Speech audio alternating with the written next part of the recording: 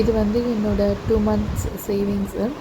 இந்த 2 மந்த்து சேவிங்ஸ்னால் இது எப்படி நான் சேவ் பண்ணேன்னா, இந்த காய்கறிக்கெல்லாம் வாங்க போவேன்ல, வாங்க போயிட்டு மீதி சேஞ்ச் கிடைக்கும். அந்த சேஞ்ச் எடுத்துகிட்டு வந்து இந்த உண்டியலில் போட்டு வைப்பேன். அப்புறம் இந்த பால்காரங்களுக்கெலாம் ஒரு அமௌண்ட்டு நான் வந்து ஒதுக்கி வச்சுருப்பேன். 1500ன்னு சொல்லிட்டு மாதம் நான் வச்சுருப்பேன். அதில் வந்து ஒரு 2 நாள் பால் வாங்கலைன்னா அந்த காசு வந்து மிச்சமாகும்.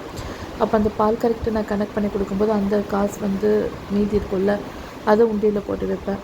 இதே மாதிரி என்னோடய ஒவ்வொரு இதுவும் வந்து நான் மிச்சம் பண்ணி அதை வந்து உண்டியலில் கொண்டு வந்து போடுவேன். அப்படி போட்டுட்டு நான் எவ்வளோன்னு செக் பண்ணி பார்த்தேன் இன்றைக்கி.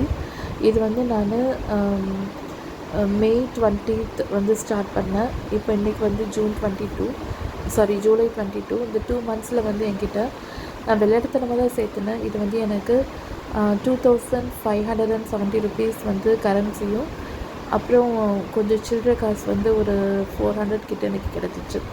ஸோ நியர்லி வந்து எனக்கு 3000 ருபீஸ் வந்து எனக்கு கிடச்சிருக்கு. ஸோ இந்த மாதிரி வந்து நீங்களும் ப்ராக்டிஸ் பண்ணி பார்க்கலாம்.